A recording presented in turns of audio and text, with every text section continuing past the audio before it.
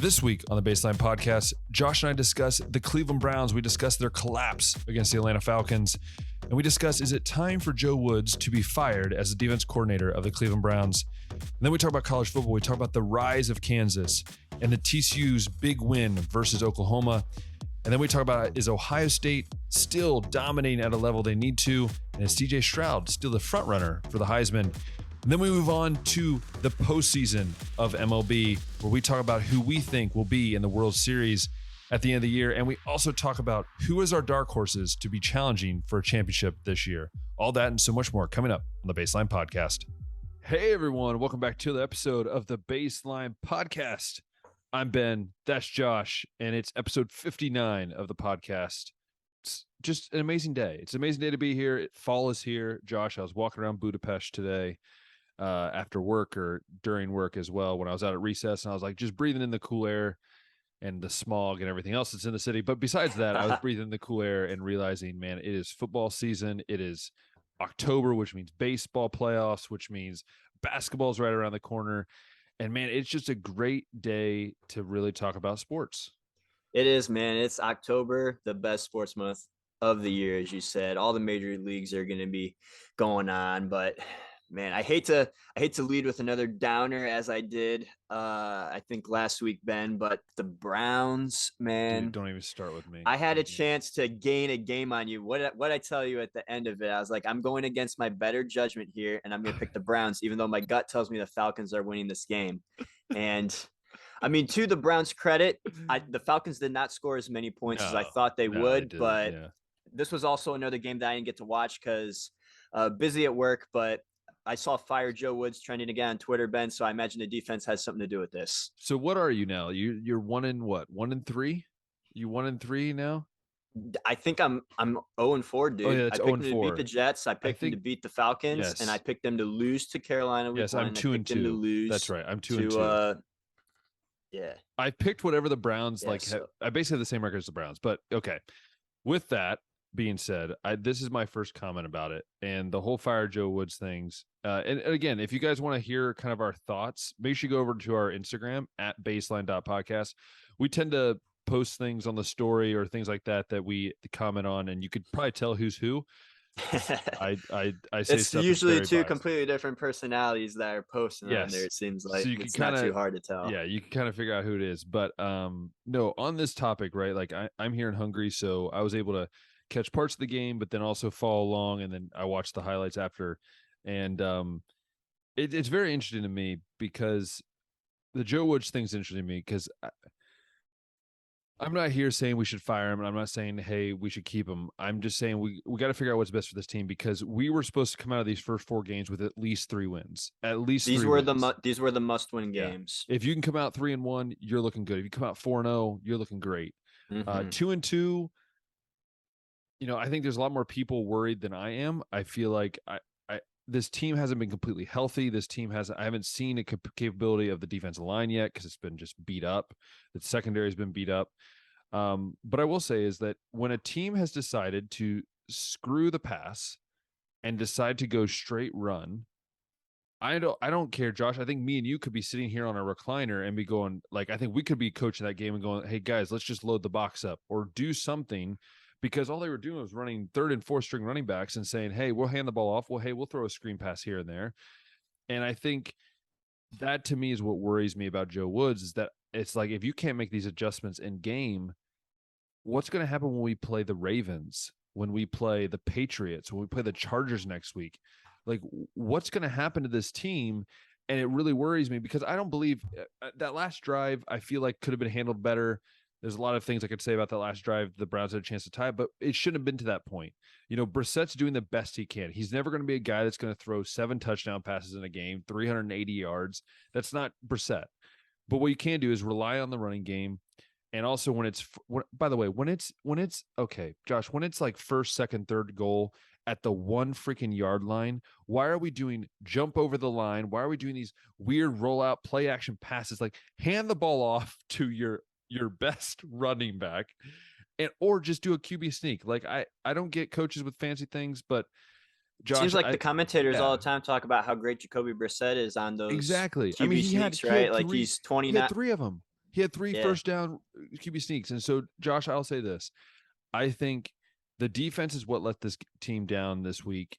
Again, the offense could have done better at times, but the offense played pretty well with what they have and what they were doing. I mean, Amari Cooper disappeared, which is obvious because it's a Browns receiver. I think that's fair enough. Amari's kind of carried, especially the receiving group, and I've talked about this every week. I mean, I think it's fine for him to not have a huge game. It's just the problem is the other receivers aren't stepping up and haven't been stepping up. So when Amari did finally have a day that he wasn't tearing it up out there, it's like that's kind of the result you get. But I have some stats here, Ben, because I'm reading through the box score because that's all I can do for not watching the game. I'm like, okay, the Browns did pretty much. I mean, they beat Atlanta in almost all the major stats except these bottom 3 right here that are kind of important. So penalties, the Browns committed 7 penalties for 51 yards. Falcons had just 1 penalty for 15 yards. Browns 2 turnovers, Falcons 1. The Browns 1 for 3 in red zone trips, Falcons 2 and 4. I mean, that seems to me to be the padlock stats because when you look through like first downs, total plays, total yards, the Browns, I mean, had the lead in all those areas. And it's just those mistakes, I guess you can say, are what cost them. I think our friends over at Crane Company, Jake says it a lot. Teams more often than not lose games than they win them. And it looks like this is just a game the Browns lost based on those 3 stats right there. You know, and I agree with you. And Josh, we talked about it, I think, after the Jets game. And Josh, I'm going to ask you this. This team, don't you think this team should be 4-0 right now? They very easily could be 4-0. What's keeping them from 4-0? Giving up 2 touchdowns in 90 seconds to the Jets. And then I guess these giveaways against the Falcons and the mistakes, like and letting easily could be 4-0. And letting a fourth string running back run for 85 yards against you. Yeah, and I mean the Browns' opponents, Ben, they combined for a 6-10 record right now. So that was the easy part of our schedule. Now we go to, we have a home game against the Chargers on Sunday. So that's, right now Justin Herbert leads the NFL in passing yards. So our secondary, we've had problems with our secondary against Joe Flacco. We've had issues with our secondary in the first half against Mitch Trubisky. So I can't wait to see what they do against Herbert. Then we got a home game with New England, but then we really hit the gauntlet with games at Baltimore, home game against the Bengals. We have to go to Miami and to Buffalo. We host Tampa Bay, and before we get to go to Houston there when Deshaun Watson comes back. But man, those next few games, man, I'm not seeing the win. Maybe New England because they haven't been looking themselves, and Mac Jones is out right now. We'll see what happens with this Tua Tagovailoa injury. If he'll be able to be back for that game. That's later in November though, and if it is just a regular concussion, he could be. But I don't see a win right here, Ben, other than maybe that New England one. If there's a bright side to it, the AFC North has been playing absolutely terrible. That is the other thing. Even the Cincinnati game is, I still think that's a loss, but it's much more winnable than we thought it was preseason. But I'll say this though, the Bengals, even though they beat the Dolphins and the sacks went down, I still watch some of those highlights and I'm like, if Tua doesn't go down, who knows what that game is like? Well, we don't know how that game would have been changed, how it would have been different. And again, I'm sure Jared he could come on here and debate on how the Bengals are the best team in the AFC North. To be honest, I don't think there's any team in the AFC North that's like the team right now. The Ravens defense has looked atrocious. Has been one of the worst defenses I've seen in Baltimore. Yeah, it's basically been Lamar and everybody else, honestly. Yeah, if you look at it, the Baltimore team is very similar to the Browns team right now. They have a great offense. Browns have a very solid offense, and the defense has just been like the defense has been what's losing it. Yeah, well, think about it. I think the Baltimore offense is better, but it's been the same case with the defense blowing, especially to that Miami game where they gave up 28 in the fourth. Exactly.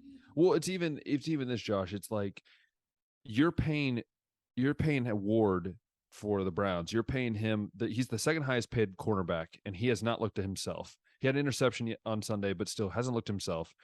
You're paying Johnson as at safety, also top dollars. You even have Garrett who's hurt. We don't know how he's going to be. Even if he's playing, we don't know how healthy he is. Clowney's been out. You have no defensive tackle help. Your linebackers are on their second and third string.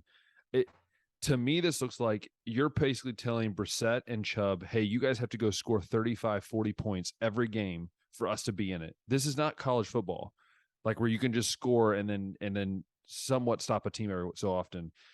And again, I look at that schedule too with you, and I see maybe 2 wins out of that out of these next games. And I hate to say that because I'm a Browns fan. I want them to win, but I can see the Bengals and the Patriots, and maybe the Chargers because their defense hasn't been the same, and they're going to be missing Bosa. But even then, I'm just struggling to see us getting maybe 3-4 wins. I can't even see. I can see maybe 2 or 3 wins out of this next stretch, and if we can catch a team off guard, maybe get a winner more. Yeah, we'll be seeing with the pick tracker, Ben. Right now, I'm 0-4. I've picked them to win every game they've lost, and I've picked them to lose every game they've won. So I think we're going to be unanimous, though, on this Chargers pick. Are we both saying that this is a slam dunk Chargers victory? I'm gonna go with Chargers victory, and I think I want to be wrong. Let's just clarify. Josh and I both, whenever we pick against the Browns, we want to be wrong. Like we want to be, but we're just going with what we feel is what's going to happen. And I feel like it's going to be. I think the Browns will keep it close the first half, just because I think the offense is good, and I think it's that good. It's good enough. But I think you're going to start seeing Brissett have to throw the more in the second half because the Browns will have given up a lot of yards and a lot of points. And Brissett throwing the ball as a primary option is not what we want as a Browns team. We definitely can't fall behind late because we know Yes. that they're going to abandon the run game at that point, and that's our strength. So we need to Yes. make sure that we at least maintain the pace or get some early stops in this game. Because if they switch to just passing, I mean, we're already out of it. Yeah. We're not gonna beat Justin Herbert in a passing game. Yes. So I'm going to go with I believe the Chargers will win, and I'm going to go with Chargers 27, and I'm going to go Browns 17. But I will say I think it's going to be about like a 14-14 at half, or something like that. And I just think that the Chargers are going to have a better high-powered offense. And to be honest, I'm not even worried about Herbert in some cases because I think they might just run the ball against the Browns because the Browns seem to they can't stop the run or the pass, which terrifies me. But once you give your prediction, I have a question for you, Josh. Do you think that if the Browns go out and get beat pretty handily and the defense struggles to handle it again, would that be the end for Joe Woods? Yeah, I mean, it's something that I've said before. It's like Joe Woods, I mean, this isn't anything really new for him. It's like, what's it going to take for Joe Woods to get fired at this point in my book? Because we've seen the collapses before. We've seen the terrible play calling in late game situations before. We've talked about it before. The Chargers are actually that team that I think we gave up 28-2 in the fourth quarter and lost. So it's like, what's it going to take for Joe Woods to get fired? Is it going to be more of the same? Because it seems like that's going to be good enough to keep him around. He's going to have to do something far worse. So as far as what it's going to take, I'm not sure. But I do want to throw out the fact, Ben, the Chargers did give up 38 points to the That's what I Jags was a saying. couple Yeah. weeks ago. So all is not lost. So I am going to go with the Chargers win here. Right now, they are a 3-point favorite, and I think it could be a close game. There's not really too many multi-score wins in the NFL, as I've said in the past, but I think this is a game the Chargers can win something like 31 to maybe 24. 31-24. So a 1-point score. Oh, sorry, one touchdown One score score. game. Yeah. So I would just say that even if I lose this one, I will still be at least 2 games ahead of Josh. You are. I really don't feel. I mean, if I want to gain any ground in you, I got to pick differently. But this isn't one of those games I want to pick Cleveland to win right now. See, I was smart. I just went with the Browns all 4 first games, so I could guarantee because I knew you're going to go a little opposite of me every once in a while. We knew one of us was going to be pulling away here, but yeah, I guess that's a wrap on Cleveland Browns discussion. Moving over to college football, but staying in the state of Ohio, Ben. Yeah. Ohio State seems to be a team that's just winning in they're a team that can win in multiple ways. Yeah. They won with the defense week 1, and I mean CJ Stroud may have played his worst game. We'll have to check the stats against Rutgers, honestly, statistically speaking, but it was the Mayan Williams game, and Travion Henderson was running with him against Wisconsin, but this was Mayan's game with Travion being out. And I mean, what's your impression of this Ohio State team 5 weeks in? I know that we're not going to take too much away from the Rutgers result, but are you seeing the same thing as me, where it's like Ohio State can basically win any way they want to right now? Yeah, Josh, you know me, and you know that I've been very vocal on how I was very upset with Ohio State last year. And David Cohn and all these guys that we've had on, I've been very vocal and said, like, I'm not proud of the way Ohio State defense played last year, even the way the offense played at times last year. And I think what happened, Josh, is I think there was a time in November last year when they got their butts handed to them by a team up north. And I really believe that this is what started this whole trajectory. Even the Utah game, I feel like was just a hard fought battle. But honestly, I agree with you at 100% when I say this. I think this is a multifaceted team that we've never seen before at Ohio State, even more than the national championship year. Like, you look at this defense.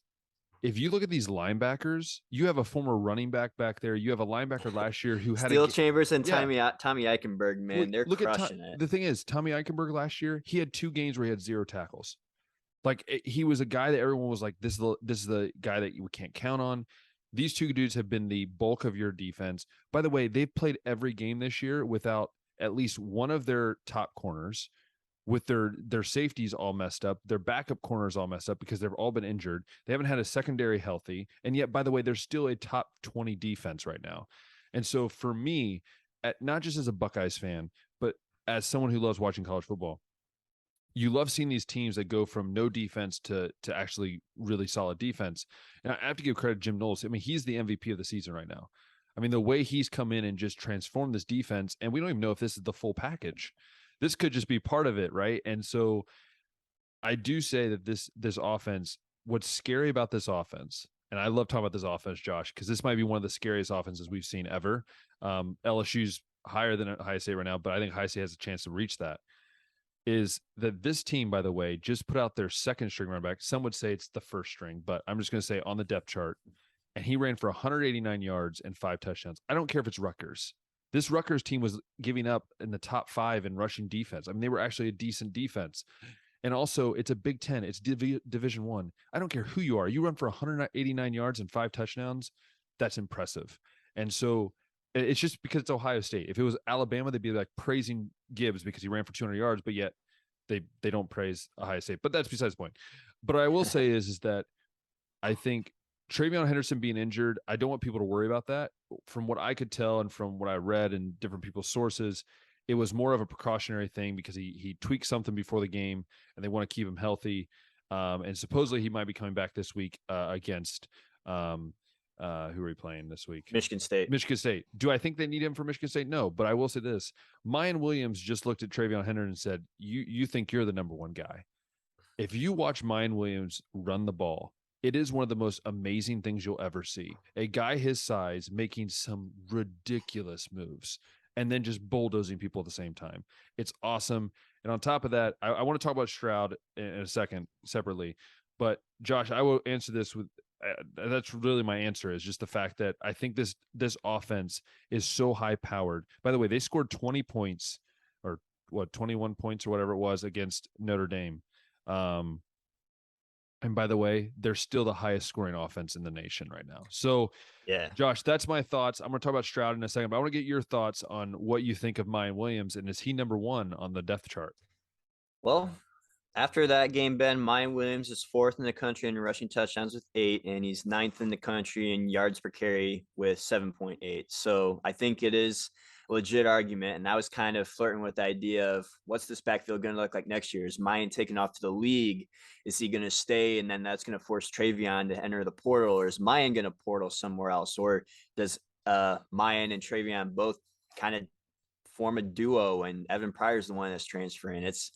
It's all discussion that'll probably heat up once the season's over, obviously. But right now, I think Mayan Williams has clearly been the better running back. And some might say that TreVeyon hasn't had a fair shot because of health reasons. But when they're both on the field, Ben, like even against in the Wisconsin game, I think Mayan Williams is looking like the harder runner, the more physical back.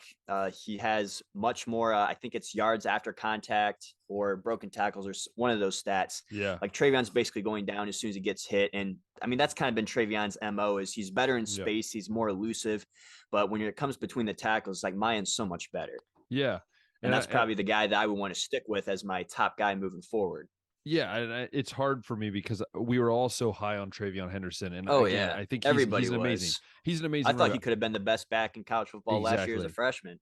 I don't think this is not to take away from TreVeyon, but at this moment, Mayan's what you need right now with the way this team plays. But I want to answer your question you said at the beginning when you said, was this Stroud's worst game? And I would say stat-wise, yes. right? Like he had He 154 hasn't been sub yards. 200 yards very many times He's in his only been, life. I believe it's like two or three times, no, twice, I think, because this was the second time, I believe. And this is the lowest total he's ever had, right? And so this is what I'll say about Stroud. And if you guys want more analysis on that, go over and see Menace to Sports. Zach Smith did a really good breakdown on CJ Stroud. But my thing for me about CJ is, I think what happened, and I'll be honest with you, he has not had a consistent wide receiver group out there all year. I Smith and think that's Jigba's been another in and thing out. that's playing Yeah, into this. he's been in and out. You've had Harrison, who this is the thing. Harrison against bad teams has looked great. Against Big Ten opponents, it's like, where did Harrison go? Right. The only consistent has been Buka, but he was injured last week, so he only played a minimum amount of snaps. You had Fleming, who's looked great, but he also was injured at the beginning of the year. So Stroud's really trying to feel this, and Stover really wasn't in the action as much this past game. And so with CJ Stroud, I think he just needs to have more patience. I feel like CJ Stroud is forcing a lot, and he's really trying to. It just seems the last two games it's not been the CJ Stroud we know. It's not the guy who sits back there poised and just said, "Oh, they're going to give me the under two yard out, and I'm going to take that," or the screen play or whatever. So my thing is that the offensive line is doing great. I believe this might be, and I'm going to make a bold statement here, Josh, but I think this offensive line might be the best offensive line in the country. And I'm not saying that as a high statement. I'm just in general watching all these different college teams. The way this offensive line has been blocking for both the run game and the pass game has been incredible. But yeah, that's my biggest worry about CJ Stroud, honestly, Josh, is that I think we hold him to such a high expectation. And the fact that most people will take a 2 touchdown, 1 pick, 154-yard performance, and your running back runs for 189. But as a Ohio State fan, right, we hold him to such a high regard and this expectation that you have to be the greatest, that you have to be the most amazing, right?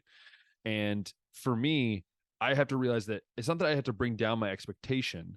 I have to understand that, hey, this is a process, and the ultimate goal is to win a national title.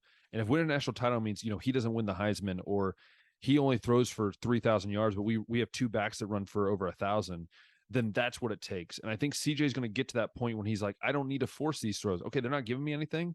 I take off and get a few yards scrambling, right? Right. We saw that side of him. So really, Josh, I would say that I would be comfortable if, hey, he only throws for 3,000 yards this year, and he only throws for 25 touchdowns because Mayan Williams got 1,800 yards, Travion's got 1,000 yards, and the defense has played so legit that we can win every game by 25. But if you look at the teams that we should beat, Ohio State's beating these teams by a big margin. You look at Georgia. Georgia's struggling. Look at Alabama. They are struggling against teams that they should be beating by a large margin. That's why I still don't understand why Ohio State's sitting at 3 and Georgia's ahead of them. I'm sorry. I don't care what you have to say about the Oregon game. That was a great win. Awesome. But I'll tell you this. You put this Ohio State team right now against a Georgia team, I'm just saying it'd be a very interesting outcome. It'd be tough to say. I think right now, and to go back to what you said about Jackson Smith and Jugba being out, I think we're all, especially Ohio State fans, waking up to the fact that these receivers, they're highly ranked, right? They were highly touted recruits, but it's going to take time for them to develop. Yeah. And it's going to take time for guys like Ballard and Marvin Harrison and Igbuka to build that rapport with CJ. And I think that's got to be playing into some of this because we didn't see CJ make too many mistakes like this when you had Chris Olave, Garrett Wilson, and JSN all healthy. But now that those two guys are in the NFL and Jackson's hurt, so now you got these new guys that he's having to run the offense with. And I mean, with time, I think they're eventually going to get it down. Hopefully it doesn't take as long as next year if you're an Ohio State fan, because like you said, if you got to go up against a team like Georgia right now, it's that'd be an interesting matchup right now. But any other final thoughts on Ohio State? I will just say that, I mean, we'll do the prediction at the end like we normally do, but I'll just say that I think this offense, Josh, I would not be shocked if by the end of the year they average over 50 points a game. I'm just going to put that bold statement. I would not be shocked if this offense averages 50 points a game. And I'll even do a double bold take. I would not be shocked if this Ohio State defense gives up less than 13 points a game if they keep playing the way they are. Definitely possible. But let's move to some of these other games that we talked. I'm going to move over to the SEC and open up with Alabama with Alabama and Arkansas discussion, because this was a game that I was sure Arkansas was going to come out thought it was and going to win. happen. And Ben, when you see stuff like Bryce Young being injured and Bama only having a 5-point lead going into the fourth quarter, like this was at Fayetteville, so it was all set up for Arkansas to win. And of course, Alabama and they wins. did not get it done. Of course, Alabama. Jalen Milroe comes in, the redshirt freshman who looks like Derrick Henry's son, comes in, has some big runs, does enough in the pass game, but what I noticed was this is really the Jahmyr Gibbs game. I felt he had 18 carries, 206 yards, 2 touchdowns, another 2 catches for 20 in the receiving game. So thank goodness he got out of Georgia Tech, I guess. But we'll see what this shoulder injury to Bryce, how serious it is, how much it's going to affect him and his ability to return. Because let me read you Alabama's schedule right now, Ben, because it's going to get as hard. you know, being in the SEC, it's never easy. And just starting off this weekend, they got to go against Texas A&M. That's a home game. Then they got to travel to Tennessee, and then they have a home game with Mississippi State, and they got to go to LSU. That's their October lineup right now. And again, even with Bryce Young, I think that's going to be tough for a healthy Bryce Young-led team to go, much less a Jalen Milroe team. But did you notice anything in this game that stuck out to you, or was this really maybe Arkansas is not as good as we thought they were kind of situation? I think it's a combination. I don't think Arkansas is as talented as we thought they could be. I think Arkansas blew their chance, and I think it's a natural thing. It's like a Bill Belichick or a Nick Saban coach team. They just somehow find a way to win, right? But I'll just say this: is it Milroe, right? Jalen Milroe, yep. And I'll say this: if I'm an Alabama fan, I'm very excited about his athleticism. But if that's the guy that you want to be throwing the ball, that's where I'm like, you better hope Gibbs and you better hope that offensive line opens up holes for these guys to run. It's tough. I think you're gonna have to run more of like a Jalen Hurts style kind of offense, because I mean that's the kind of offense that I think he's built to handle. I mean the kid's big. Super big, dude. And now that we know that Jahmyr Gibbs is capable of running like this, it's like we got to see more of him, I think. Yeah, especially with the how bad the receivers have been at Alabama. They just haven't been to what they usually are. I also would say that people need to halt the whole Heisman talk for Gibbs, and I'm not saying he won't be in there, but it was one game, right? Like it was one game. He'll have plenty of moments to build that yes. resume up, but right now, if the season were to end today, he's not going to be in my top 5, as we'll get to later in the show. Yeah, for sure. But want to highlight a couple Arkansas stats, because as good as KJ Jefferson is, it's the defense that's holding this team back ultimately, Ben. So bad. Right now, they're 113th in second half defense. They've been allowing 19 points in second halves on average. They're 114th in yards per play given up at 6.4. They're 116th in yards per pass attempt allowed at 8.7. 101st at yards per carry allowed at 4.9. And they're allowing 31.5 points per game overall, which is 81st. So it's like KJ Jefferson can do everything with Jaden Hazelwood and all the pieces that they got. Like I think it's Sanders at running back that I had in my Heisman watch list a little while ago, but this defense it's not going to help them out. It sounds just like the Ohio State team last year. It like identical, like really good offense, and the defense is just trash. Yeah. But that is my Arkansas Alabama recap. Why don't we flip over to you, Ben? I believe you had some games that you were going to lead discussion on. Yeah, there were some interesting games. First I want to talk about Michigan, Iowa, just for a second, because that was one of the ugliest games I've ever watched in my life. Like honestly, that was kind of the expectation too. We didn't expect it to be anything pretty. We thought it might even be lower scoring than what it was. Josh, Michigan did manage to hit the over and cover, I think. Why do people think this Michigan team is going to beat Ohio State? I'm just trying to wrap my head around that. I'm just curious, because they think this defense is so good, which they're good, but it was Iowa. Their offense is terrible. It's like one of the worst offenses in the country. And I'm struggling to see where this team, if you put Ohio State and Michigan both on paper and then on the field, I don't know if there's Michigan maybe has a slight edge in some areas, but I just feel like overall, right? And that I guess that's just me being a Ohio State fan, but it's also just me looking at the games, like last 2 games that Michigan's played, and I'm like, you finally played somebody, and both games your offense hasn't been the same elite level, and your defense has been Yeah, we knew that that Maryland game and the Iowa game were going to tell us a lot, because we're going to see what Michigan's defense was made of against the Maryland offense. We're going to see what the Michigan offense is made of against the defense. And here's a couple interesting things, Ben, because while it is cool that Michigan held Iowa to 35 total rushing yards, they allowed Spencer Petras to top 200 I passing yards, know. which is the first time he's done that this season. So I thought that was worth noting. Did you say Petras? Did you Is that say how you say his name, Spencer Petras? I don't think it's Pete. I thought it was Petrus. Is it not Petrus? I've heard it a lot of different ways. I hear Petras the most often. It could be Petrus. Petrus sounds like a petri dish. I'm sorry.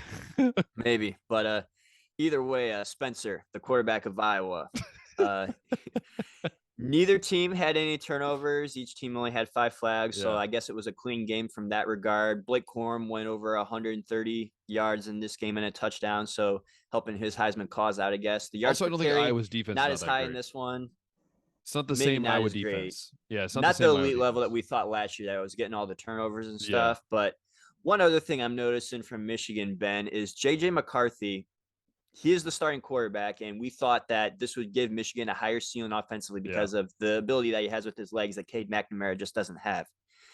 Through 5 games now, J.J. McCarthy has 7 carries for 64 yards. So he's not been utilized as much in the run game as I thought he would. I'd like to see Michigan do a little bit more read options with him, maybe give him some bootlegs and put him in space so that he does have the ability to run. And I think in this Iowa game, he had 5 carries for like minus 14 yards. So maybe some sacks were involved in that. There were, They do count sack yardage towards the rushing yardage. But yeah, JJ just hasn't been utilized as much in the run game.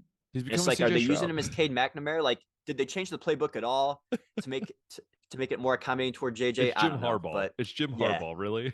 Yeah. Shoot. But Michigan, Iowa there. Another interesting game, Ben. Yes. Unless you had something else to add to this. I was just going to say, I'm sure you're going to bring up the Clemson game because I think that's going to be also interesting to talk about. Eventually, yeah. Yes, okay. But I was just going to move over to Kentucky Ole Miss. Oh, yes, this was a good game. This was the Will Levis game, yes. Broke his 2 finger. fumbles in the red zone by Will Levis on potential game-winning drives, an illegal motion penalty that pulled back another potential game-winning touchdown. Their kicker, Kentucky's kicker, missed field goal and 2 missed extra points. So it's like this was a game Kentucky had every chance to win on the road and didn't get it done. Jackson Dart on the other side, 15 of 29 for 213 yards, no touchdowns and a pick. Penalties, total yards, first downs were basically about the same. But when you look at these mistakes, it was just Kentucky piled them up and Ole Miss didn't really have many. So I don't really know what to take away from this, Ben. Do we just say that Kentucky's never going to make this many mistakes again and they're actually a better team than what this game shows? Or do we say, actually, they finally played a team that was more on their level and they weren't good enough to overcome those mistakes? I think it's a combination. I think Will Levis has shown that he's not necessarily – whoever said he's going to be the first quarterback taken, I think they're on something. I don't know what they're on, but they're on something because as a quarterback, how do you not realize that your wide receiver is still in motion? Like, you have to let him set. Like, that's just a common thing. I played quarterback. I remember anytime I sent a guy in motion, coach would always say, like, you have to make sure your guys are set before you even snap that ball. Because if not, it costs them the game. Like, that was a play that cost them the game. And I think also the fumble, like, dude, you're like a more of a running quarterback. Like, tuck that ball away. I don't care if it's a sack or not. Like, you hold on to that thing like it's your life because you at least set up for a field goal. But then, oh wait, your kicker can't make a field goal to save his life. So I just think Kentucky, to be honest, ran into an Ole Miss team that was tired of being said that they were going to get beat by Kentucky and their home turf. And so I think it's a combination of both. I don't think Will Levis is as good as what people say he is. I have to see enough, and I don't think it's that right now. Yeah, initially I kind of took away that maybe Ole Miss. I mean, we didn't really know much about them either, and I kind of was initially going with that maybe Ole Miss is better than what people thought too. We kind of got to see them against a good team, but then the more I'm thinking about it these last couple of days, is like maybe Ole Miss isn't even all that either because it took all those mistakes for them to get away with exactly one. What happens when they got to go against the rest of the SEC West too? So I guess maybe we learned something. Maybe not as much as what we thought we would from this game about both teams. Still, that is true. To be a lot to be figured out there. But why don't we go to that Clemson NC State game? For sure. Because this was a game that I think we both picked NC State on, or maybe it was just me. I did too. Okay, we both went NC State. we thought that Sam Hartman the week before kind of laid out the path to tear up Clemson's defense. And instead, Clemson's defense had a nice bounce back game, limited Devin Leary, really what he was able to do. And again, Ben, another big game, not as good against the one against Wake, but DJU is looking way better than he did last season. I mean, I don't know what's going on here. Well, we thought Cade Klubnik might be the guy at this point of the season, but DJU's kind of having a resurgence season. 2 back-to-back ranked wins for the kid. I think he heard Zach Smith and Chris Drew basically bash the crap out of his offensive coordinator. I think Streeter just like was hearing them guys talk about him and just was like, yeah, I'm done with that. No, I'm just kidding. But no, in general, I think DJ is a kid that is super talented, as we all know. And I think finally what's happening is I think this pressure of like, oh, you're going to get replaced. I think it's not really pressure. I think he just sees it as like, look, this is my job. I'm going to lead this team to wins. And I think I never thought I would say this because, again, I had Clemson a couple weeks ago in my top 5 because I just had no other team to put. But and you'll find out later as we do this, I'm looking at this Clemson team and going, if their defense is figured at least half out, at least if they're half better, right? This offense does look scary. And if he's running the ball like he is throwing the ball, I'll be honest with you, Josh, this Clemson team might be as good as what we thought they would be. I thought they could be, and I think they might be leaning towards that way. And I think Cade might be looking at another school next year if DJ decides to stay another year, which I don't know what will happen. But DJU, though, I'm telling you, man, when I watch him play, I'm like, man, there's a reason why he was a top quarterback coming out of the class. And he's just good. And I think Clemson is so much better with a guy that can do that. And when he's on the top of his game and the defense is playing well, and also Devin Leary he's just kind of faded from what everyone thought. That's another guy like Will Levis that had all the NFL hype going into the season. Exactly. And we just really haven't seen him develop into the player that everybody thought he could be, or maybe he just never was that and just was overhyped. I don't know. I'm not the QB guru to answer that question necessarily, but wanted to read some other DJU stats that I've been noticing from this game. And excuse me, I think I said 20-10, 30-20, still a 10-point win. That's still a 10-point win. You still got it in my mind. Yeah, I got that part right at least. But DJU, 14 carries, 73 yards, and 2 touchdowns. He's getting utilized in the ground game a lot more. That seems to be a trend lately. That first game against Georgia Tech, he had 13 carries for 19 yards. But since that point, I mean, the last week against Wake Forest too, he had 14 carries, 52 yards. So he seems to be getting him more opportunities in the run game. And I mean, like you said, I'm excited for DJU. I thought he was kind of the victim of maybe some bad coaching. Just I wasn't sure what was going on. I didn't want to hate the kid, but it's like it seemed for a minute there that he might have just been another overhyped recruit. But one other thing I saw on Twitter, this was interesting. Tony Elliott, his offensive coordinator last year, is the head coach over at Virginia now. So they got that guy out of there. And now DJU's looking great. And Brennan Armstrong, who threw like 4,500 yards last year with Virginia, is looking like a below average quarterback this year. And it made me think, maybe it was just good getting Tony Elliott out of the building. I don't know. Yeah, it's interesting. It is very interesting. I think also on top of that, I look at Clemson and it's like you think Clemson and Dabo, you think Dabo is just going to you always just think every year when they have a downish year, and you're like, oh, he's just going to fade away. It's like Dabo, no, I'm going to sign a 10-year deal and we're fine. We're going to win games. Everyone doesn't like Dabo because it's Dabo, right? But I'm telling you, man, he's honestly, I would say he's in the top 5 of coaches right now. I mean, with Saban, with Ryan Day, with Lincoln Riley, with Dabo there and Kirby Smart. So I just, I would say, isn't it kind of funny how we've had all this argument about, equality and football and all that. And most likely at the end of the year, most likely you're going to see probably Georgia, Alabama, Ohio State, and Clemson, or USC, right? You're going to see the same teams just year in and year out. And it's funny, isn't it? It's funny how it happens when they say it's. Well, there's a good chance. And I heard Joel Klatt talk about this, why so many teams seem to be susceptible to, I guess, surprising losses, right? Like, I can't remember. I think it was like 10 of the top 25 or some crazy number like that ended up losing this week. And a lot of the times it was an upset. And why is that happening? It's like you look at the recruiting and the gap that he mentioned, the gap between Georgia and USC in total recruiting stats over like the last 4 years, or like the total amount of like average recruit on your roster or whatever.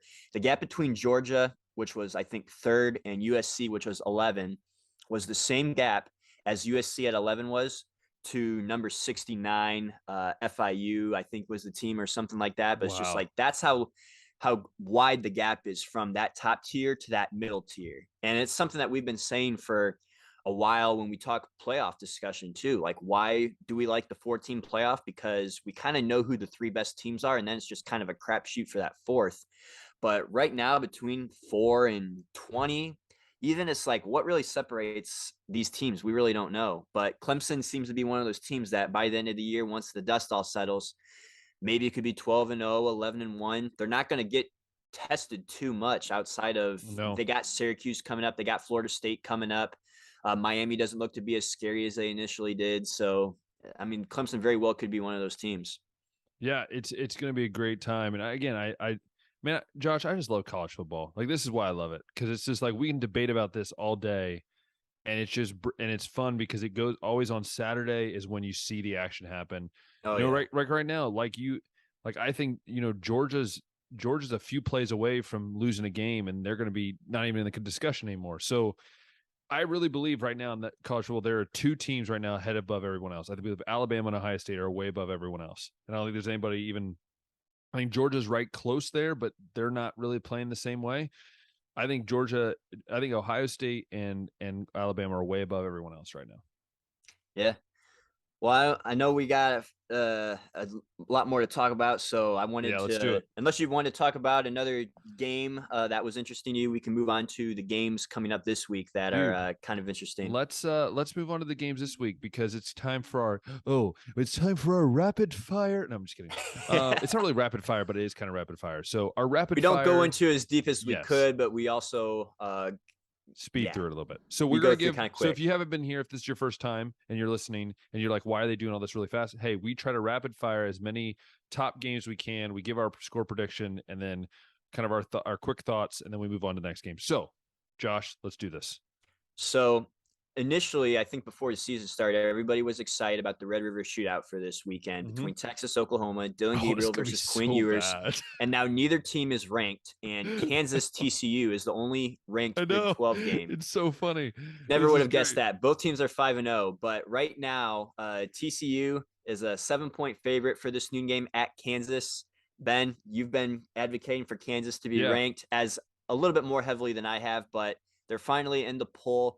And will they make a great impression, finally being in the top 25, or will TCU walk away with this victory on the ground or on the road here? Oh, it's Kansas. I believe in raw hot, whatever the chant Chalk is. Jayhawk. Raw chalk whatever. Fake fan. I'm a fake fan. Yeah, that's right. No, I'm gonna go with Kansas. I'm gonna go Kansas 35. No. I'm gonna go Kansas 42, TCU 35. I think it's gonna be a run and shoot. It's gonna be a classic Big 12 game. But I do believe that this Kansas team is a lot more legit than people are leading on to. I've watched them. I've watched their highlights, and this team is good. And TCU is good as well. But I believe Oklahoma is a very bad team that, sorry, Aaron Lynn, Johnny Gaunt, I'm sorry, but they're not as good as what you thought, because I've watched them play, and their defense is atrocious. Classic Oklahoma. Yeah, we really thought after that Nebraska game the defense might have been fixed, but not the case. It's been blown up the last couple weeks in a row. We are going to find out Kansas, man, and TCU as well, because both of them, I believe, still have to play the likes of Oklahoma State, Baylor, and schools like that. So what do you got? Big 12 is interesting right now. I think I'm going to take TCU in this, man. I mean, Kansas, as much as I'd love to see Kansas win, dude, like they're 5-0 right now. They should be bowl eligible, which is amazing for them. But dude, the way Max Duggan looked against Oklahoma, and really we're gonna talk more about him later, I think. But little hint there, little hint. But I like TCU in this one, dude, and I agree with you that it's going to be high scoring. I think this is a game that could look something along the lines of a 41-35 or even 38. I do like that one score prediction though. Nice. Vegas has for us. Next up. Let's see. Let's move or actually, let's stick into the Big 12 and talk Okay. about that Texas Oh Oklahoma gosh, matchup, because it is the it's Red River so bad. Shootout, one of the biggest It's going rivalries to be in a college shootout. football. It should be a shootout. Right now, Texas is a 7-point favorite right now. Is it Quinn at Ewers is Texas? they play it at the Cotton Bowl, Oh, that's so right. They play at the it's a Cotton Bowl. That's neutral right. Yeah, site yeah. game. But Quinn Ewers is Neutral trending to site. be right. Quinn Ewers is trending to be back for this game, Okay. Ben. And even if he's not, I mean, Hudson Card has put up some nice numbers against, I guess, subpar Yeah. opponents. But anybody seem to have an edge in this game to you, or do you think it's Can kind we of do a a toss-up? tie? Can we just do it? I'm kidding. That's not in the college. No, I think it's going to be. I'm throwing this out here, and I might not even be anywhere close. I think it's going to be. I think Texas. I mean, Oklahoma is just reeling right now, and I think it's going to be Texas 56, Oklahoma Whoa. 49. 56-49, and I believe it's just going to be whoever has the ball last. That's what I believe. Well, that's a shootout, dude. So since I think that Texas definitely has a higher ceiling under Quinn, what he was doing against Alabama week 2 was awesome before he finally went out. But since we aren't 100% sure that he's going to be playing, I'm going to go ahead and give Texas 49 points and kind of go in the middle of what I think they could do with Card and what they could do with Ewers. And I'm going to say they're going to win this game 49-42. I'll go with that 7 points. Dude, we're on a roll here. Oklahoma, man, could be on their third straight loss here. They're bad. Yeah, I mean, this is kind of what we should have realistically expected from Oklahoma, right? With how Lincoln Riley kind of pillaged the team in the portal, took a lot of his coaches with him, and it was going to be a little bit of a buildup with a new head coach like Brent Venables. Like, as good as a defensive coordinator he's been, Ben, this is, I think, his first head coaching job in major college football, and it's going to take time for Oklahoma. I think they might have just surprised people initially with how well they were winning and how the defense looked, because that was always the issue with Oklahoma. But I think we're starting to see that this is going to be a little bit of a process now to recover from last year. Josh, this is why I say the rankings don't matter in the first 4 weeks, because it shows really you don't. nothing. I mean, how many teams go 4-0, Ben, and then end up losing once the conference season starts, right? Yeah. But that is all the Big 12 teams that I had on the agenda today. Let's move a little more west and go to Utah at UCLA. UCLA 5-0 now. It is going to be interesting. Right now, Utah is a 4.5-point favorite. On the road, this is a 3:30 kickoff time, and UCLA's got a high-powered offense. We saw what they did against Washington. That was kind of a shootout right there. But Utah being in my top 5 power rankings right now. You better choose them. If you don't, I'm going to jump through that screen. I am leaning towards Utah, Ben. But again, if this is a game that Utah loses, I'll rightfully drop them out, just like I'm sure everybody over at 5th and Goal dropped Oklahoma out after they got 2 losses. But I think this is a team that Utah can beat. Yeah. I think their offense is, UCLA's weakness right now is defense, and I like the Utah offense, and I like Utah's defense much better than UCLA's. So I think this is a game that Utah could realistically cover, and I'm going to go ahead and give Utah like a 38-28 win, I'm going to say. That's a good one. I will say UCLA's quarterback, Thompson there. Dorian Thompson-Robinson, man. This is my thing about him, though. This is my thing, though. I need to see more. Give me against a good defense. Give me against a team that I think, if Washington's was a good team, they weren't. I don't feel like they're the top. Washington is good. I think they're going to finish up like around 9-3 maybe once the year's all said and done. He's good, and I think if he has a good game, if they go out and win and beat Utah, I think you have him in the Heisman conversation. I mean, he's up there, but I don't think he's there yet. But I'll say this about Utah. I think I agree with you. I've seen them play, and I think they've really been angry since that Florida loss. And I think Utah is going to win. I'm going to go 42-24. Sorry, 42-24. Yeah, everybody was worried about Utah after that week 1 loss to Florida. You weren't. I mean, you weren't.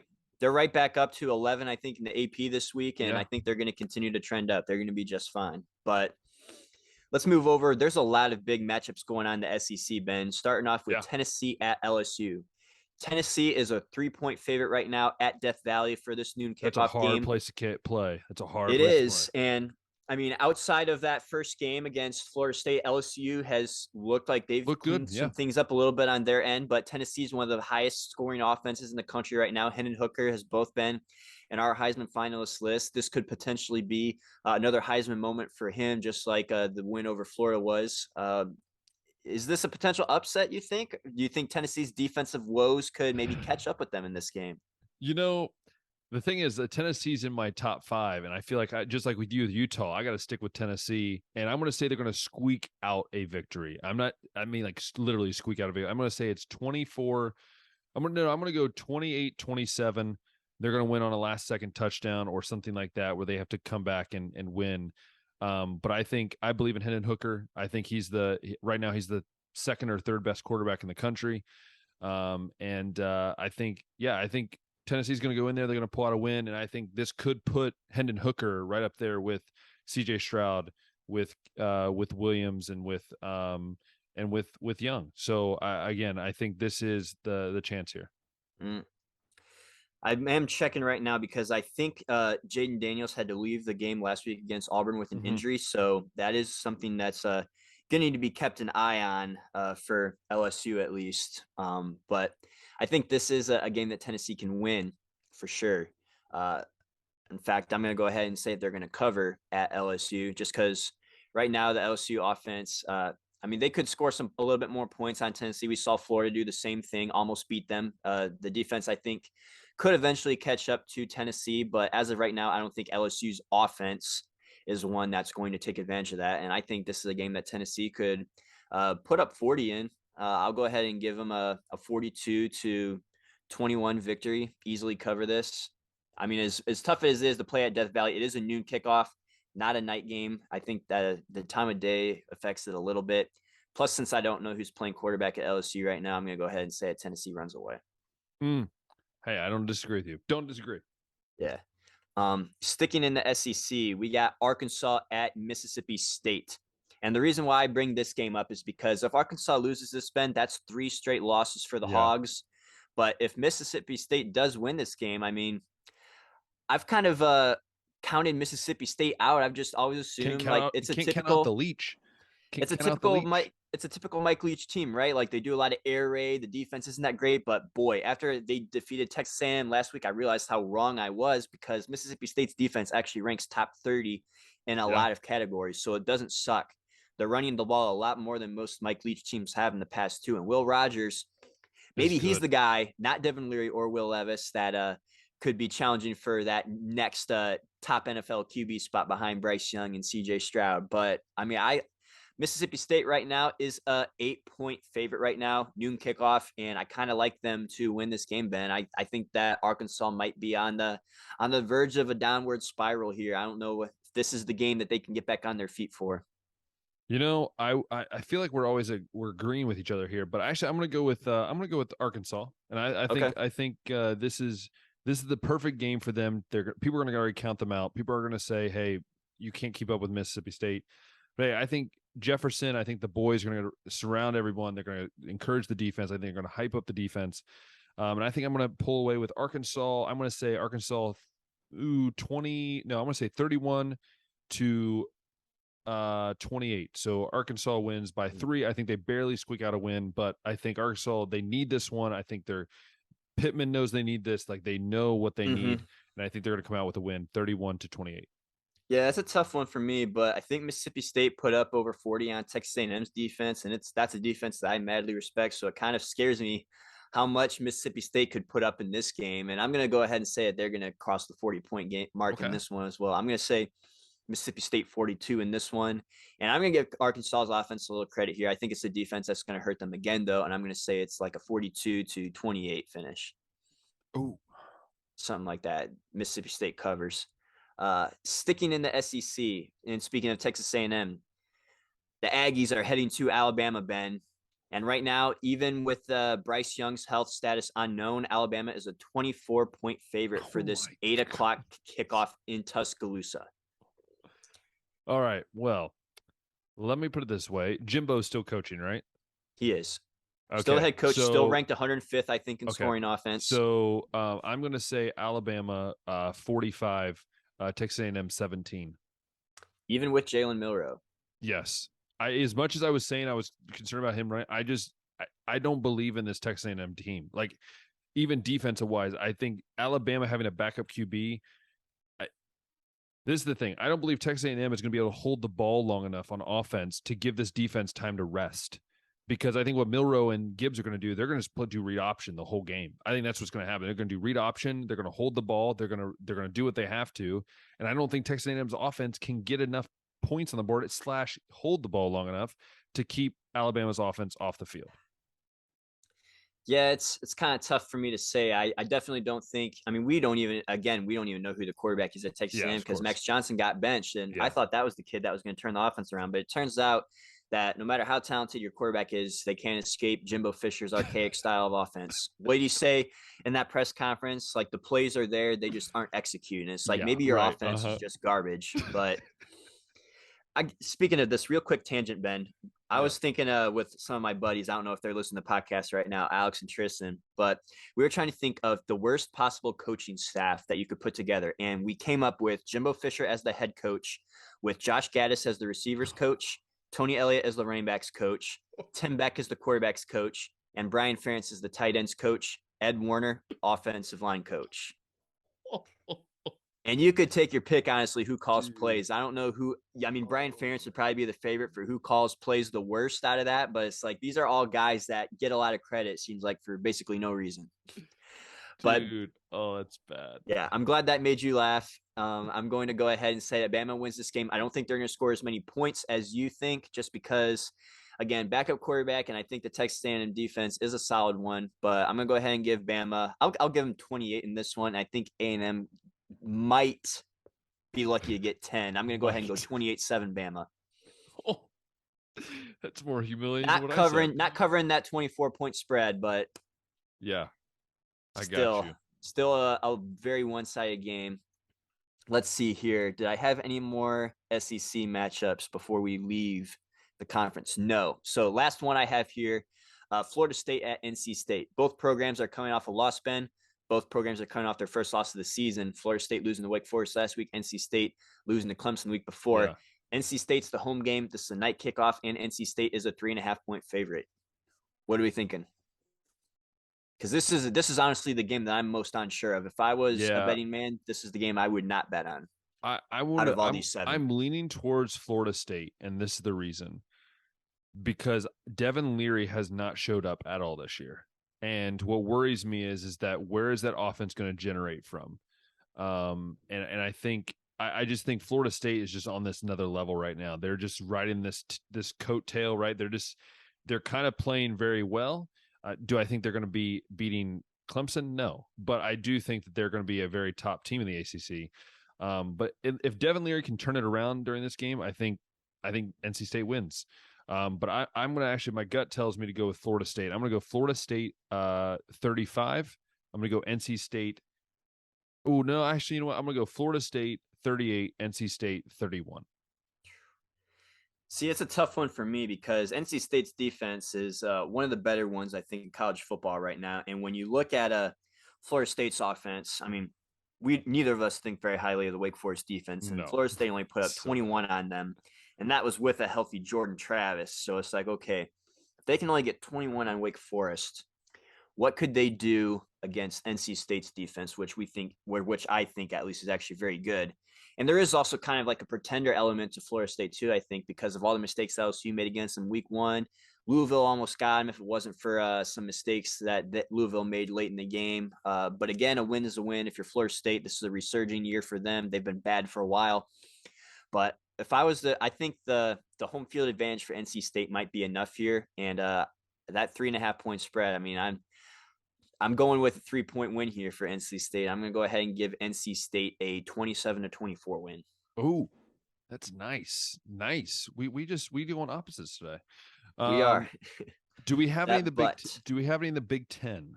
Do we have any games in the Big Ten? There really wasn't many exciting in the Big Ten. What about the Ohio State? We should do the Ohio State conference schedule.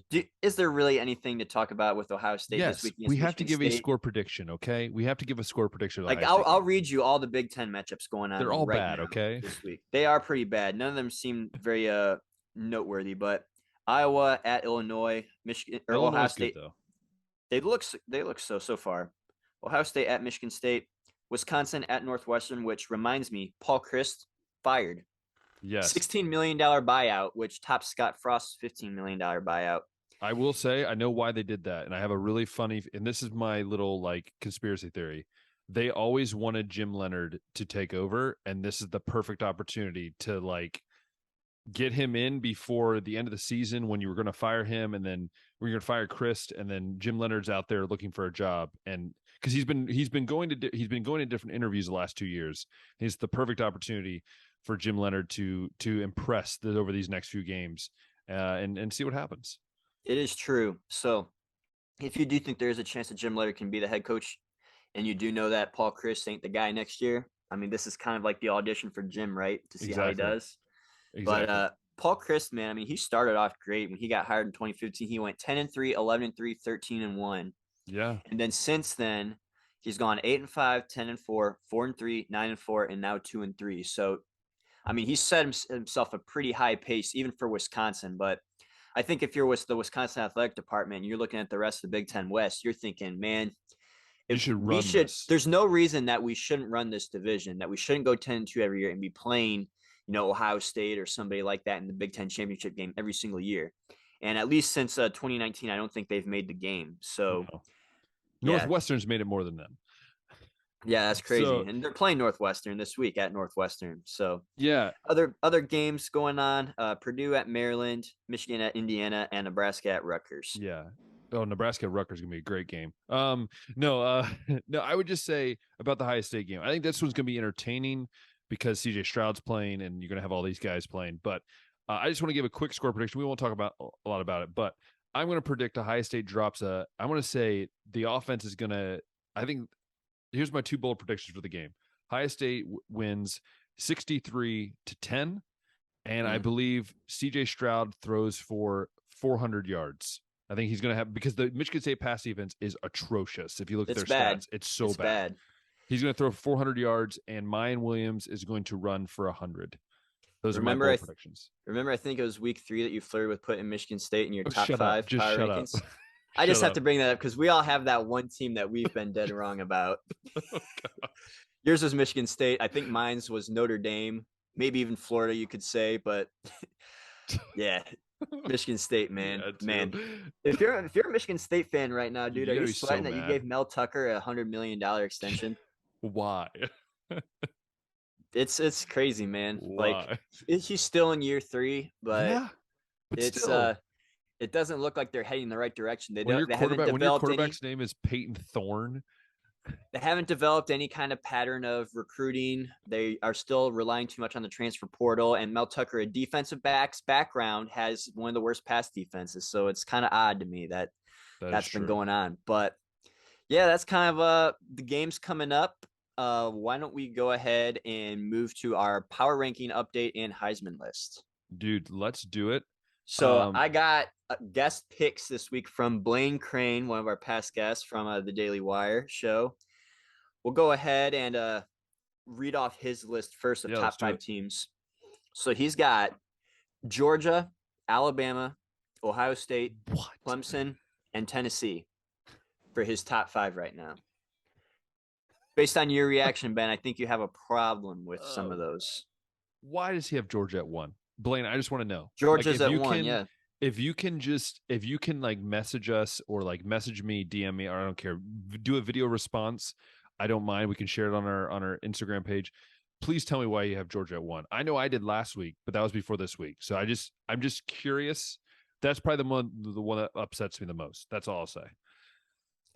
Yeah, I mean, I think he's probably relying on the win over Oregon and the big win over South Carolina that they had, but that's got to be and the defending champions. But I think we are moving enough into the season now that everything that happened last year in the preseason, any kind of preseason thoughts, basically now are irrelevant at this point. The other thing that sucks about the picker segment is that they're not here to defend themselves or explain. So we're just that's okay. Putting thoughts, I guess, in Blaine's head right now. But yeah, we would. That's his top 5, though. I'll go ahead and segue into my top 5. So yeah. Georgia's been my top team the last few weeks, and I think it is worth noting, Ben, that Georgia only had one game last year that was a one-score game, and that was the Clemson game week 1. Everything else, they were winning by at least 2 scores until they lost that championship game to Alabama, and then until they played Alabama again in the national championship. I think that game was 2 scores, depending on how you look at it, with 2-point conversions involved and stuff. But Georgia already they've allowed 20 points to Kent twice State now, right? They allowed 20 to Kent State, and they allowed 20 to Missouri. They only beat Missouri by 4, so I think there is kind of a reason to think that, I mean, this Georgia team definitely isn't as good as last year's. We knew that, at least defensively, but we thought what was going to separate them was maybe the offense, and we're seeing the offense kind of lag right now. So, and you could even say the same about Ohio State with C.J. Stroud, right? With Jackson Smith and Jigba being out, C.J. looking a little off, but like we said at the start of the show, I think Ohio State's proving that they can win games in multiple ways, and I think that's what ultimately separates the great teams from the good teams. So I'm bumping up Ohio State to number 1, Georgia number 2 right now. And then Bama, without Bryce Young, I'm going to go ahead and kind of do a little mixture of what they could be with Bryce when he comes back eventually, and then what they've done and what they could be with Jalen Milroe. So I'm just going to leave him at 3 for now. Yep. I'm going to have USC at 4. That's been the staple. Yep. And then I almost dropped Utah out and put Clemson here, Ben. But stick with them, man. I think Clemson has been proving themselves that they are a respectable 5th, but I'm going ahead with what I've been saying about Utah and leaving them at 5 for now. Yeah. Hey, I love it, Josh. I love it. You didn't really change much. Mine is all the same teams, but just the order switched. So for me, Blaine Crane, you can listen to me right now. Okay. You see me on the screen. Okay. Georgia's not number 1. Okay. That's just not. I'm sorry. And this is not coming from a Ohio State fan. I know everyone's gonna be like, well, Ben, you're an Ohio State fan, so that's why you're putting Ohio State number 1. No, I think is that how they talk? Yes, that's how they talk. I honestly believe Ohio State is the best team in the country. I think overall right now, I'm not saying in the future, I'm not saying in 4 games, I'm saying right now. I'm not like just right now, with a quarterback that's healthy, with a defense that's looking really good, with a offense that's looking very, very good. I think it's the best team in the country. So Ohio State's at 1. You look at the numbers; they have the best overall offense pretty much in the country. At number 2, I have Alabama. I believe Alabama is even without Bryce Young, they showed that, hey, we can get it done. We can run the ball if we have to, and just run it down your throats. Kind of reminds me of like Mark Ingram and that whole era where, if you don't have a super, super great quarterback, but yet you still have a solid run game. So Alabama 2, Georgia at 3. Again, you gave up 20 points to Kent State. You squeaked by Missouri. And when I mean squeaked by, you squeaked by Missouri, which is something else. By the way, Josh, we never did talk about the whole Schiano-Ryan Day scuffle at the end of the game with the punter. That was hilarious. We'll go to that at some point. You can probably hear my thoughts at some point on that. And then at 4, I still have USC. I believe USC is the best team in the Pac-12. They actually, I believe, Josh, they are the best team west of the Mississippi. Okay. So I believe USC is number 4. And then number 5, I have Tennessee. Again, I think just Tennessee, I know a lot of people have Tennessee in their top 5, but I just believe Tennessee is a team that is proving it over week in, week out. And I think this week will be another big test for them. But again, Clemson's at number 6. They're just right behind, looking in to take over that spot for me. So Tennessee number 5. Yeah, that's my group. Tennessee, Michigan, Clemson, like all these teams that got great cases, we're going to learn a lot about them as the year goes on. But that's the power rankings. So let's move over to the Heisman. Absolutely. And this is it's going to get mixed what Blaine up here. has for his Heisman. We'll read off his rankings. So number 1, Bryce Young. Oh, gosh. Number 2, C.J. Stroud.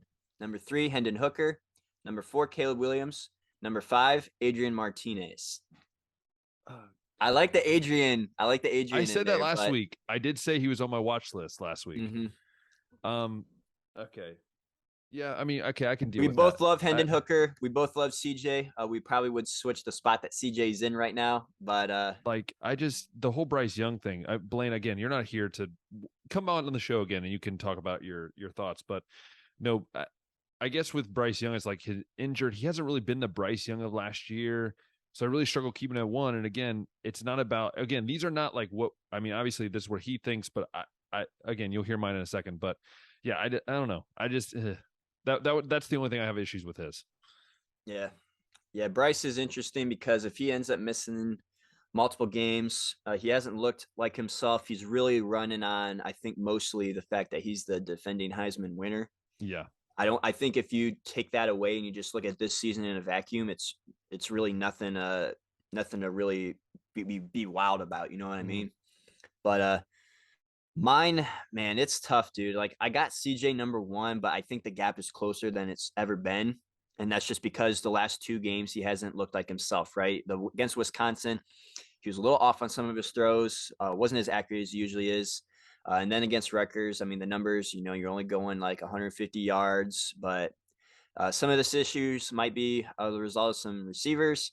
Like we said, Jason's been out. So we're going to see eventually if that is the case. We're going to give CJ a chance to bounce back. But when you look at his overall numbers, Ben, I mean, he's first in touchdown percentage. He is second in total QBR, third in touchdown passes.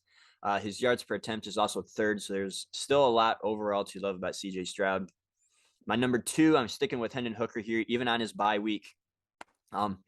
That also brings up the fact that, I mean, this was a week for CJ to really break out, right? With Bryce Young being injured, with Hendon Hooker being on a bye week, this was like the week for CJ to really step away from the pack. And he really didn't do that. So it's kind of disappointing to see that. But I'm leaving Hendon Hooker at 7. I'm not going to penalize him for being on a bye week.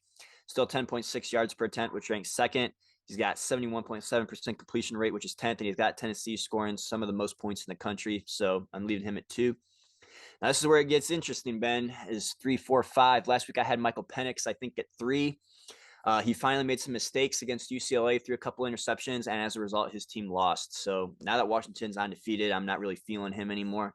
But we're going to go ahead and bump up Drake May from 4 to 3 here because Drake May does have a lot of numbers. Drake May first in total touchdowns, first in passing touchdowns, fourth in QBR, sixth in passing yards, ninth in yards per attempt. There's a lot of numbers here to like about Drake May. And if his team ends up going 10-2 or 9-3, I think he could be the Kenny Pickett equivalent, being invited to New York solely based on the numbers he puts up. Number 4, this was a guy that made my preseason list that has been out since, but he is making another appearance, and that is Blake Corum. Ooh. Blake Corum is back, and he's doing exactly what I thought he could do. I made fun of you. I'm sorry. Josh, I want to apologize. I want to make a formal apology to Josh. I did bash him mainly because I thought he was outlandish, but you know what, Josh, maybe you were right. Okay, I'm sorry. And the only reason I dropped him out after that first initial week was just because his volume wasn't there. He was getting like 10 yards or 10 carries a game, but he was averaging 8 yards a carry. And it's like, we really don't know what kind of a back he is against teams like this. So I dropped him out for those reasons because there's some other guys that are looking a little bit more impressive. But Blake Corum right now is first in rushing touchdowns and fourth in total rushing yards. If you do that at a school like Michigan, Ben, and you go 11-1, or do I say 12-0? You're getting an invite to New York. All right, and that's the end of the show. I'm kidding. But yes, Blake Corum at 4. And then number 5, you heard me hint at him earlier. Oh, no. Let me say it again. Max Duggan, baby. Oh. Max Duggan right now is first. Max Duggan is first in yards per attempt right now. He is also throwing up 74.5% completion rate, which is third. He has a 90.7 QBR, which is third. He's got 11.7 touchdown percentage. Like the dude is, I mean, he's killing it right now. He's running well. He's throwing well. There's a lot here to like about him. He's undefeated in the Big 12 right now. We're going to see, I guess we're not going to see what he's made of against Kansas because the defense isn't the greatest, but we're going to see what he can do against another ranked team, Ben. He tore up Oklahoma. I think he can do it again against Kansas. You know,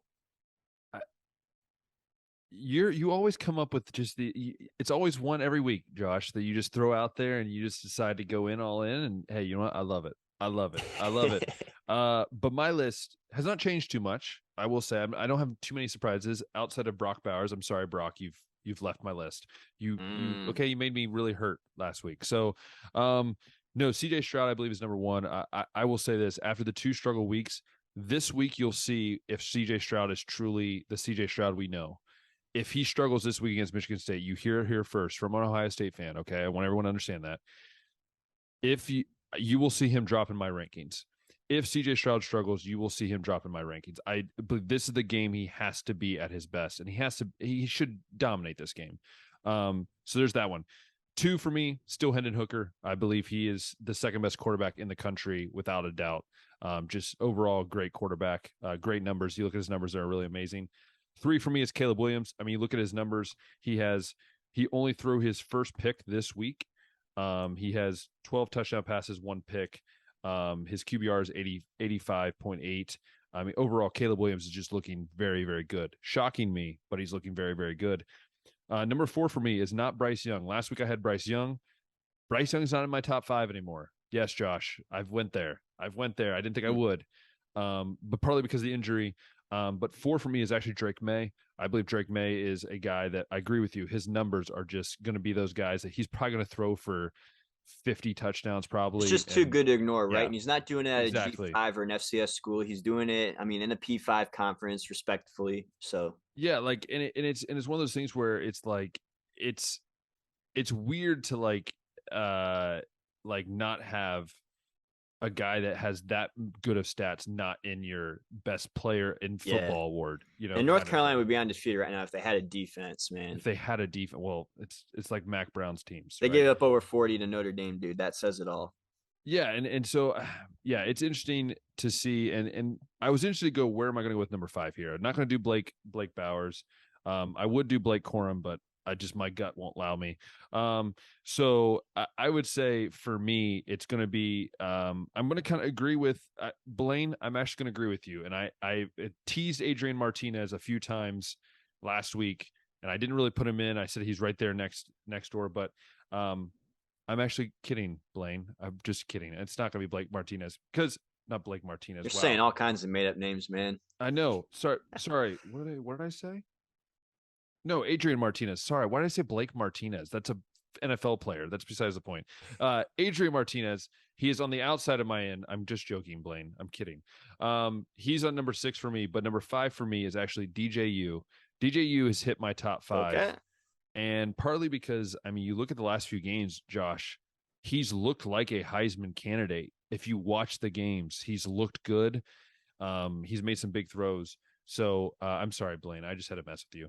But no, Adrian Martinez is probably 6. Blake Corum's also up there. But you know who I'm throwing up there? Jameer Gibbs? Is that his? Jameer Gibbs. That's his name. Jameer Gibbs is at 8 for me. So it's kind of like those 3 guys will be next for me. But I have DJU right up there at number 5. Right. You know what would be fun at the end of the year to see how many different players made our Heisman rankings as the season went on, see who had the longer list, because that'd be like crazy. The Browns. It's like the Browns quarterback jersey. That's the way it would be like, yeah. CJ Stroud and Hendon Hooker, I think, have been staples for me each week. I don't think they've left my top 5. Neither. Drake May has been here for a little while now after 3 weeks. After I think week 3, he made it and he has stayed. Blake has been here a couple times now, and this is the first time for Max Duggan. But other people I think have been one and done, or like Mo Ibrahim was here, one and done. I had Braylon Allen once. Yeah, you did. I had a Sanders from Arkansas here, one and done as well. I had Devin Henderson. Leary here preseason. That ain't the case anymore. So I had Bryce Young here too, and he's gone now. So yeah, the list is growing, and I hate to kind of see it grow, but I'm also willing to change it if I see new guys prove themselves. So I guess that is that's football, Josh. And this is going to be a long episode, so all of you listening, you guys are true warriors. But we're going to do baseball, right, Josh? We're going to finish up with baseball. We are, because it is October, the greatest month of the sports year. And we got the MLB playoffs underway starting actually this weekend, Ben, with the wild card round. Now, at the time we're recording, it's Tuesday, so we don't know the set field and the matchups, but we do know the teams that are going to be playing in the playoffs. So in the American League, we got the Astros, the Yankees, the Cleveland Indians, and the Blue Jays, Rays. You emphasize that, Josh, jerk. The Blue Jays, Rays, and Mariners in the American League for the wild card.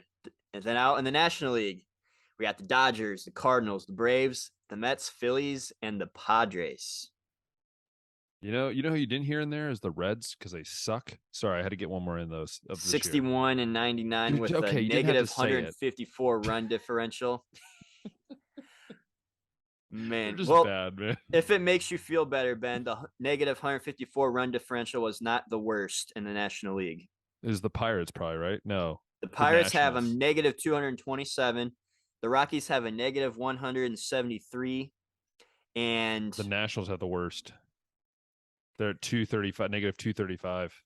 oh yeah, I missed them too. They're negative 235. The A's are minus 204, and yeah, there you have it, man. The Reds just suck. Okay, they just suck. That's just what we'll go with. You said it, not me. I tried to paint a brighter picture, but There's no bright picture, you man. know what? The Reds are the worst team I've ever seen, Ben. Dude, just do it. Okay, it's fine. But since we don't really have the field set, we're not going to be making predictions round by round, but we would like to talk a little bit about teams that we do like maybe our American League favorite and our National League favorite, basically say who we think is going to play in the World Series when it's all said and done and why, and maybe give one little dark horse candidate that could be maybe the second team coming out. So got it. So 2 teams for the World Series or 1 team? Who's going to win it? 2 teams, one from the American, one from the National. Who we like right now out of the American, who we like out of the National, and then we'll give 2 or 1 alternative in each one. Yeah, like who can maybe come out of the American National. So for me, in the American League, my team for the American League, I was taught. I don't believe the Yankees are going to be. It's the Yankees. Like I feel like they just never. They get to a point in the playoffs, and it's just like, at least lately, maybe not in the past, but lately. It just seems like they're so inconsistent at times. Josh, I want to make you happy right now because I'm going to actually say I'm just kidding. I'm not going to say the Indians. No, I believe the Guardians. I'm going to say the Guardians will be my dark horse for the American League. The reason is because I believe their pitching is going to get them there. Their bullpen is on another level, and so I believe that the Guardians for me will be the dark horse for me in the American League. But I'm not gonna say the Yankees actually for me as a World Series favorite. I'm actually gonna say the Houston Astros. I just believe the Houston Astros have a very complete team. They have a very good. I hate to say the Astros because I feel like they're always up to something. But I think Verlander's the best pitcher in baseball this year, at least in my opinion. And I think their hitting is going to be there. But yeah, so I'm going to say Astros out of the American League. My dark horse in the American League would be the Indians. And mainly the Indians because I think they're not. I don't think they're good enough yet to be a favorite to win it, but I think they're talented enough to be competing up there with them. On the National League, I would love to say the Reds, but I can't. I think I cannot say the Dodgers because they're just literally the best team in baseball. So it's gonna be the Dodgers. I think the Dodgers are just they're just unreal. Like honestly, they're just 110 really wins and counting. Yes, it's unreal. So I'm gonna have the Dodgers, and then my dark horse is actually the St. Louis Cardinals. I think there's just something about a story when you have 3 guys retiring, and it always happens in sports. It's like these guys somehow end up late in the. I think I will say. I think depending on how the series, I don't know how the series are going to look, but I would love to see a St. Louis Cardinals versus Dodgers NLCS. And then I think the Cardinals have a shot. They do. I think with Albert Pujols playing the way he is, and Goldschmidt and all these guys, I think the Cardinals for me are my dark horse. Josh, what do you think about mine, and what are yours? So I'll start off in the American League, and I'm kind of with you with the Astros. As good as the Yankees were looking at All-Star break, they're just struggling. They haven't looked like the same team in the second half. Yeah. Still very good, just not the same team.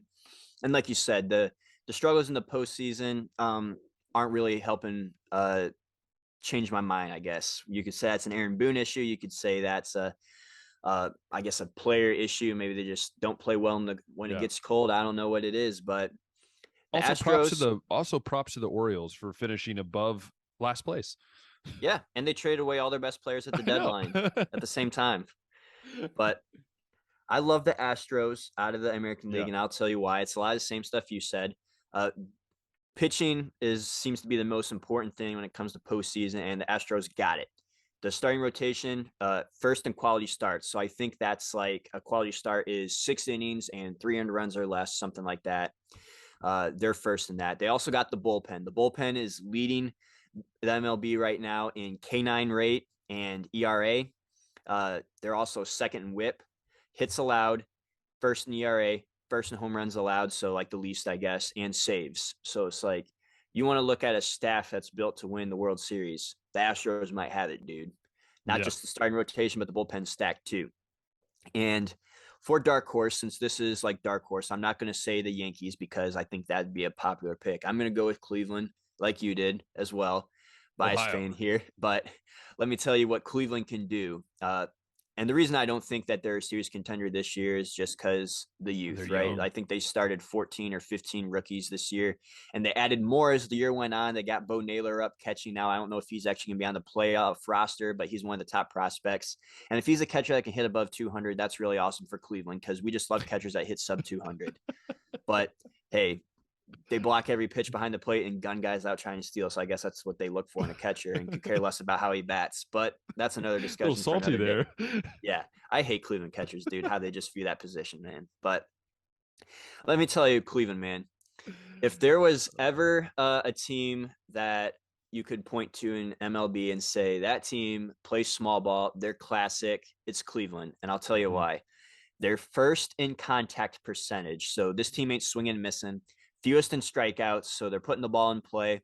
They're third in stolen bases. They're seventh in hits. They're second in the clutch, which is very important in the playoffs. Fifth fewest in pull hitting. So you can't really shift them much. And they're third in sacrifice bunts. So this team does all the small things, right? Like they get hits, then they're willing to move them around with the sacrifice bunts and with stolen bases. They're not like a pull hitting team, so you can't really defensively shift against them. So in terms of all of those things, they do very well at. And then they got the pitching, like you said, they're fourth in saves, fifth in ERA and WHIP, the fifth fewest walks allowed. They're sixth in quality starts, and also sixth in opponent batting average. So I've been saying about Cleveland. I mean, they're a team that makes contact. They're not a team that's driving in runs. They're not a power hitting team. They're a contact hitting team.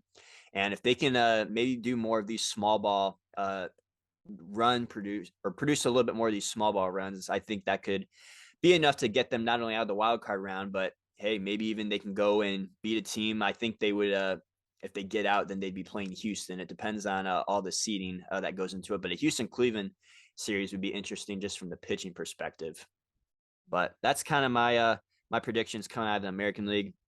And in the National League, dude, it's so tough to pick against the Dodgers right now, right? 110 wins and counting. Like I said, that's the seventh most all time. 330 run differential, by the way. Yeah, it's like over 100 more than the next team, which I think is New York. But not in of the 15 winningest teams all time, Ben, have won the World Series. The Dodgers could be that 10th. So it isn't a lock that they're going to win it all, right? Because the Mariners, even 116 wins in 2001, they didn't win it. They're finally getting back in the playoffs. They haven't made the playoffs since that 2001 team. So shout out Seattle and what the work that they've been able to do. It's the Seattle Reds, pretty much. So yeah. Let me point to some things on the Dodgers, though, that, I mean, make them almost a lock on paper to make the World Series, right? First in OPS, first in on-base percentage, first in total bases, first in RBIs, first in runs created, first in WAR, first in ERA, fewest hits allowed by pitching staff. They're first in WHIP, and they're first, like you said, in run differential. It's like, what are they not first in, right? Like, on paper, the Dodgers look to be that team. The only thing that would keep me maybe from saying that they won't is Dave Roberts. We've seen this guy do crazy things like bench all of his left-handed hitters, including Cody Bellinger, in a World Series game because a left-hander was starting on the mound for the other team. And it's like, these guys aren't robots. You play your best players. That's what's going to put you in positions to win. And it's stuff like that that has to frustrate Dodger fans because of the amount of money that they spend, the amount of wins that they get in the regular season, and then the playoffs. It's just you see Dave Roberts throw games time and again. So I think this year might be different, though. I think the Dodgers are good enough to maybe overcome some of those calls that he makes, and maybe he won't even have to make as many of those calls because they got the dudes in the building. But the other team I'm going to point to in the National League, Ben, I'm not really high on Philly. I'm not really high on the Padres. I'm surprised the Padres are able to squeak into the playoffs, to be honest, dude. I'm not going to go with the Mets. The Mets seem to be cold. I think if I remember correctly, my preseason prediction for World Series was the Braves. Yeah. And they're heating up at the exact right time. And when you look through in the National League at all these stats that the Dodgers are first in, the ones that they aren't first in, the Braves are first in a lot of them, or they're right behind the Dodgers in each of these categories. And they do everything right too. They got the bats, they got the pitching staff, and they got the experience too in the playoffs, which I think is very important. That's why I'm not Going to go with a team like Cleveland just yet. I think playoff experience is very important. The Braves got those innings and reps and games in. So if I had to go with a World Series prediction right now, I'd probably go Astros and Dodgers. I know it's not really a hot take, first place team versus a first place team, but the first place in those I guess leagues for a reason. They're leading in all the important categories. I feel like they got everything that you need to make a tough playoff run, and that's what I'm going to go with. I'm going, I like it. I'm going Astros versus Dodgers, and should we predict it now? Should we just give our thoughts on who we think is going to win? I'm going to go ahead and say that the Astros win, and it's going to be to the disappointment of most baseball fans, but it's going to finally put, I think, the sign stealing gate behind them if you're an Astros fan, and just allow the team to move on. They have a ring under their belt that they won clean, and everybody, I don't want to say will forget about it, but it's not going to be as big of a deal anymore. Like, it's going to be a huge monkey off Houston's back if they can get that win. I agree. I think it's going to be Houston. I think Houston's going to win it in 6 against the Dodgers. So I think it's not going to be any 4 or 5 game series against whether it's the Braves or the Dodgers coming out of there. Heck, even the Mets, will give them a shot because they're still a good team overall. They're just freezing up at the wrong time right now. Yeah. So I like the Astros the most right now. Yeah, I like it. We'll get, as I said, as Josh said, we're going to get into more specifics. Yeah, next episode, we're going to probably have the wild card round done. So we'll at least have the ALDS, NLDS matchups, and we can at least make more predictions team by team based, I guess. Yes, that is what's going to happen. But Josh, anything else you want to add for the episode? Anything else you want to add? Man, what a show, man. I think I said it before we started recording. Have we got a show for you? And that was a show. College football, Cleveland Browns, baseball. It's a great time of the year. It's a great time to be alive. Great time to be alive, and we're very appreciative of you guys following us on our Instagram at baseline.podcast, which is always below us here as you're watching or as you're listening. Go check that out. And stay tuned with us. We're always doing different things. I'm always going to give Buckeye breakdowns every week. We're trying to do different things as we go on throughout the year. And again, it's October, which means it's going to be busy. A little longer episodes than normal in October, just because there's a lot of sports to cover. So thanks for hanging in with us. We really appreciate it, and hope you guys have a great weekend. But before you do that, make sure you hit that subscribe button, hit that thumbs up, so that way we can just see that you're enjoying the video and you're watching along on the video podcast. But if you're listening to the podcast in your car or at work or whatever, make sure you guys give us a rating. Who has the better team, the Reds or the Guardians? Who has a better team? And you can rate however you feel. That's the question. But yeah, anyways, thank you guys so much for hanging out with us. We do appreciate it as always. And go enjoy some football, go enjoy some baseball this weekend, and have a good time doing it. And until next time, we'll see ya.